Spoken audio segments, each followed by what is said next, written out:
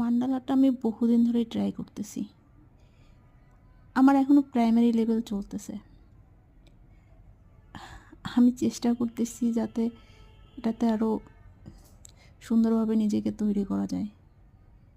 কারণ এটা আমার কাছে খুবই একটা মেন্টাল পিস মনে হয়। এটা যখন করি আমার মেন্টাল একটা রিল্যাক্সেশন আসে, খুবই একটা আলাদা শান্তি আসে ভিতরে। যখনই আমার খুব বেশি অস্থির লাগে অথবা মেন্টালি নিজেকে বিরক্ত লাগে, ঠিক সেই সময়টায় আমি এগুলো করি। আলাদা একটা শান্তি পাই।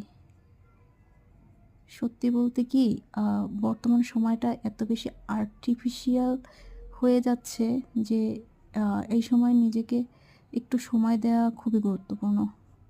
সেই ক্ষেত্রে আমার মনে হয় এটা বেস্ট স্পেস। আমি চেষ্টা করে যাচ্ছি। দেখা যাক নিজেকে কতটুকু এই জায়গায় প্রমাণ করা যায়।